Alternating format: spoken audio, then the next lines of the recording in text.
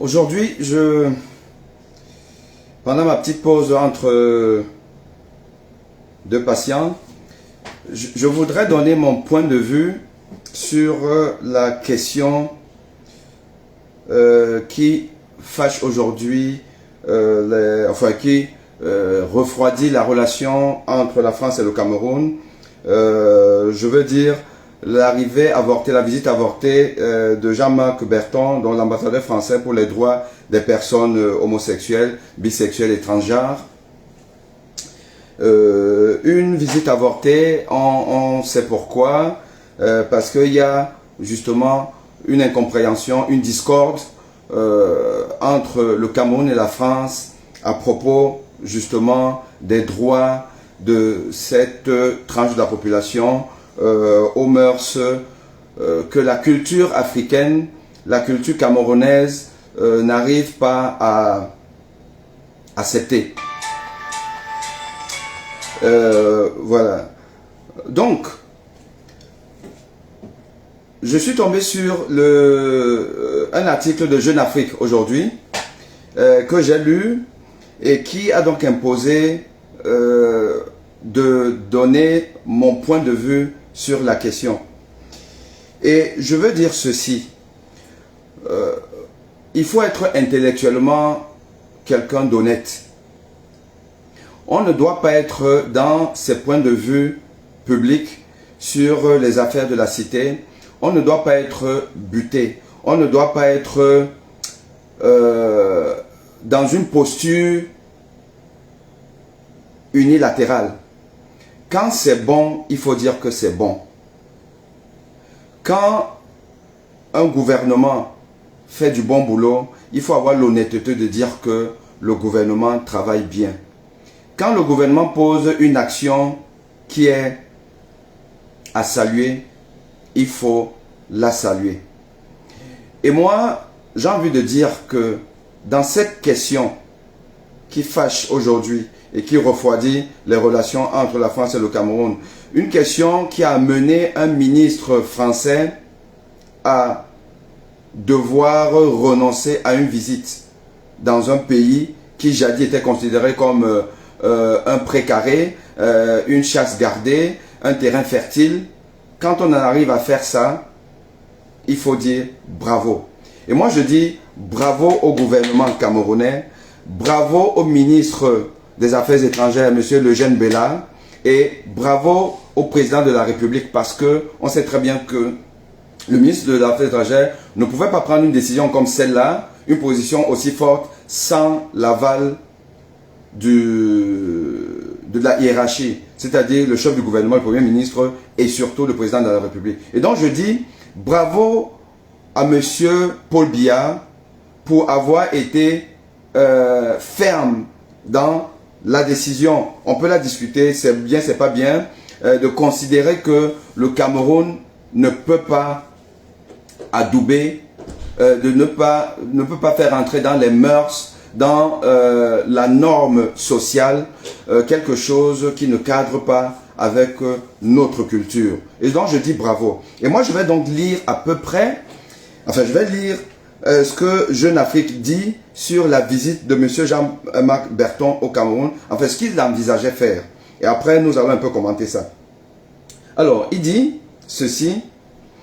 Le diplomate avait prévu d'atterrir à l'aéroport de Yaoundé. Voilà. Dans le cadre de sa visite, il devait s'entretenir dans la matinée du 29 avec le jeune Bella, le ministre des Affaires étrangères, des Affaires extérieures. Dans une note qu'il lui avait adressée le 5 juin, Jean-Marc Berton affirmait vouloir examiner la situation des LGBT+ au Cameroun. Venir au Cameroun examiner la situation des Camerounais qui ont des mœurs que la société camerounaise n'approuve pas, venir au Cameroun pour le faire. Bon. Conférence débat autour de l'identité sexuelle. L'ambassadeur français expliquait surtout vouloir passer en revue les dispositions juridiques définies en vue d'encadrer leurs droits et le dispositif établi pour lutter contre la prévalence du VIH dans le pays. Selon le programme consulté par Jeune Afrique, une conférence débat sur les définitions du genre, de l'orientation et de l'identité sexuelle était également prévue, ainsi qu'un spectacle, tous deux organisés à l'Institut français du Cameroun de Yaoundé le 30 juin. Bon Dieu, quel culot! Quel culot d'aller dans un pays censé être un pays libre, indépendant, un ministre, et venir organiser des débats, des conférences, examiner la définition des transgenres, de l'homosexualité. Venez nous dire comment est-ce qu'il faut définir ces minorités. C'est simplement nous dire que, oh les gars, vous faites pas ce que vous voulez. Vous n'êtes pas indépendant. Vous copiez exactement l'évolution de la société française, peut-être européenne. Et vous appliquez ça chez vous sans discuter. Voilà ce que Jean-Marc Berton venait faire au Cameroun. C'est-à-dire que venait affirmer que le Cameroun n'est pas un pays indépendant. Que le Cameroun reste une colonie française. Et le président de la République a gentiment répondu que non, ce n'est pas possible. Nous sommes un pays indépendant, nous faisons ce que nous voulons, en accord avec nos us et coutumes, nos mœurs, nos traditions, et on n'a pas envie de vous, ne venez pas là, et il n'est pas venu. Je dis bravo, quand c'est bon, il faut dire que c'est bon. Et ceci va en droite ligne avec le direct que je vous ai fait hier, où je parlais du président de la République du Kenya, M. William Ruto, qui, lors du forum international pour redéfinir donc la finance mondiale, tenu à Paris, a eu des propos tranchés à l'adresse de M. Emmanuel Macron, président de la République française, en lui disant, écoutez, on veut une autre définition des accords internationaux, des échanges. On ne veut plus être ceux-là à qui on offre ce qu'en réalité on ne leur offre pas, mais ce qu'on leur redonne un peu, on donne un peu de ce qu'on leur a volé. On veut aujourd'hui un ordre économique mondial différent, des institutions différentes, où chaque pays apporte sa contribution et participe à la décision finale de la répartition des richesses. On ne veut plus être des assistés. On veut être maître de notre destin. Et nous voulons que vous nous respectiez. Nous ne voulons plus être dans des rapports de maître et de l'élève.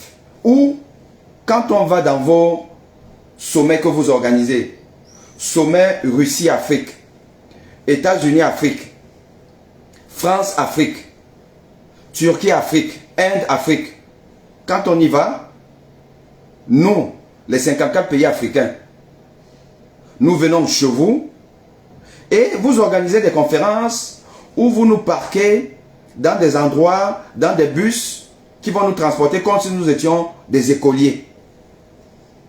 Ces rapports-là, c'est terminé. Nous n'allons plus assister à ce genre de mascarade. Voilà ce que William Ruto a dit, a exprimé. Il est en train de faire un lobbying pour que les chefs d'État africains décident de opérer une rupture totale avec l'inconsidération de l'Occident vis-à-vis de l'Afrique. Et donc, la décision du Cameroun de refuser à M. Jean-Marc Berton de venir au Cameroun nous expliquer ce que nous devons faire participe à cet élan de réveil de l'Afrique. Et il faut saluer ça. Il faut saluer ça. Et avec ça, je ne peux qu'être fier de mon pays. La France est mon pays d'adoption. La France est mon second pays.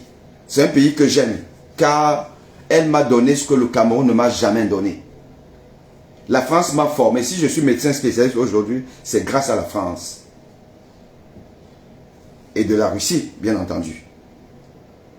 Si aujourd'hui, j'ai une certaine réussite sociale, c'est grâce à la France.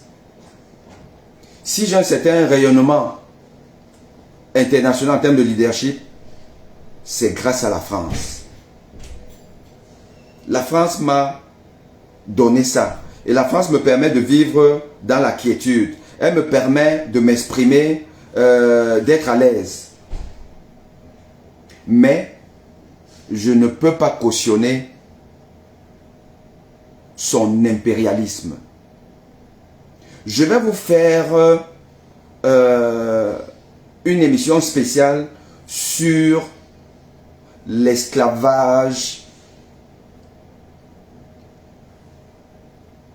qu'ont subi les Africains. Je vais vous parler de la traite négrière en Afrique et notamment au Bénin et au Sénégal. Je vais vous expliquer combien les Occidentaux étaient méchants, étaient sadiques, étaient sanguinaires. Et après, il y a eu la colonisation. Nous savons tout ce qui s'est passé avec nos héros africains, nos héros camerounais. Oumniobé, Félix Moumié, Osende Afana et consorts.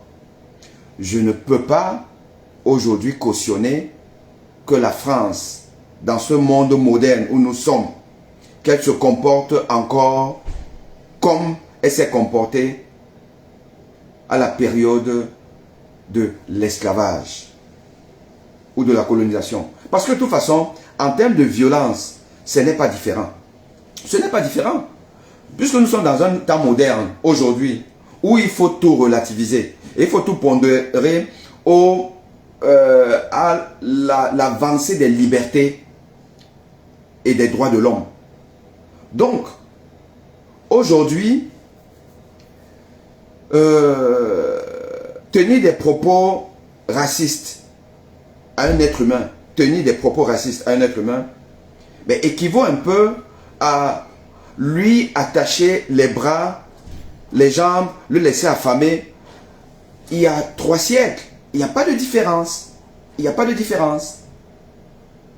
Il n'y a aucune différence. Donc aujourd'hui, si M. Emmanuel Macron, président de la République française, peut dépêcher son ambassadeur pour aller expliquer aux Africains qu'ils doivent faire comme eux, c'est violent. C'est violent, c'est très violent. C'est irrespectueux. Ça veut dire qu'en fait, ça reste des colons. Et je ne peux pas accepter que mon pays d'accueil, mon pays qui m'a tout donné, se comporte comme un pays colonisateur et qui continue à coloniser. Et donc je dis chapeau, Monsieur le Président de la République du Cameroun. Chapeau à Monsieur le Ministre des Affaires étrangères. Chapeau à tous ceux qui se sont levés d'un seul homme pour dire non, on ne veut pas ça. Nous décidons nous-mêmes de ce que nous faisons. Des personnes qui ont adopté, soit par obligation, soit par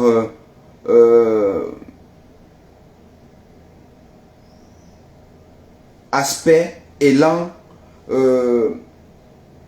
génétiquement programmé, sociologiquement programmé.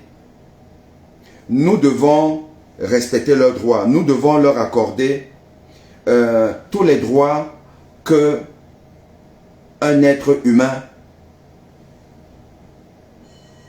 lambda aurait. Nous devons leur accorder ces droits-là. Ils doivent pouvoir se défendre, pouvoir justifier les raisons de leur état et nous devons discuter de comment les amener à accepter que la société camerounaise, dans sa majorité, est contre ces déviances-là. Mais nous devons le faire dans le respect des droits humains. Si des lois s'appliquent, elles doivent s'appliquer tout en respectant le cadre mondial des droits de l'homme. Mais aucunement, aucune nation au monde ne doit venir nous imposer un point de vue. Et donc, je dis bravo. Bravo, je suis fier du Cameroun, je suis fier de ce gouvernement pour cette question précise. Et nous devons continuer notre combat pour l'émancipation de l'Afrique. Et l'émancipation de l'Afrique ne passera jamais par le changement des maîtres. On ne peut pas remplacer un colon par un autre colon. Un colonisateur par un autre colonisateur. Nous n'avons pas besoin de maîtres. L'Afrique doit pouvoir se prendre en charge et avancer unie. Donc, la Russie ne peut pas remplacer la France ou la Grande-Bretagne ou les États-Unis. Wagner ne peut pas remplacer les autres milices, les autres sociétés militaires privées qui ont influencé la politique africaine. Non, nous n'avons pas besoin de ça. Et William Ruto l'a aussi dit. Nous devons mutualiser nos efforts, nos moyens militaires pour lutter contre le terrorisme. Ça ne devrait pas nous dépasser. Le Mali n'a pas besoin de se coltiner l'ancien prisonnier Prigojine. Le Mali n'a pas besoin de ça. Oui, le Mali doit se délester, se débarrasser de l'hégémonie française, mais pas en ouvrant les portes du pays à des bandits, à des mercenaires, à Wagner. Non, on n'a pas besoin de ça. La Centrafrique n'a pas besoin de ça. La Centrafrique ne peut pas laisser que des repris de justice, parce que ces soldats, ces milices de Wagner, c'est des bandits, c'est des repris de justice dans leur pays là. Ils viennent ici là pour s'aimer la terreur. Ils tuent, ils pillent. Touadéra ne peut pas se permettre ça. Simplement parce qu'il veut conserver le pouvoir. Bon Dieu, on n'est pas né pour tuer son peuple sous prétexte ou au prétexte que on veut avoir sa sécurité à soi. Ce n'est pas possible. Donc, célébrons les bons gestes. Le geste de la diplomatie camerounaise est un bon geste qu'il faut saluer, qu'il faut encourager. Et vous verrez que rien ne nous arrivera. Rien ne nous arrivera. La France ne peut rien contre un pays africain qui se rebelle. Les Américains ne peuvent rien. Les Britanniques ne peuvent rien. Et imaginez donc, si tous les pays africains se soudaient, l'Afrique deviendra de place to be. Le continent qui va connaître un développement exponentiel. Et nous allons dicter nos lois aux Occidentaux. C'est juste une question de volonté. C'est l'homme qui a peur, comme on dit. Mais il n'y a rien. Donc, bravo au Cameroun. Bravo à M. Paul Biya. Bravo à son ministre des Affaires étrangères. Et je dis, posez-nous d'autres actes citoyens. Et nous allons être derrière vous. Voilà.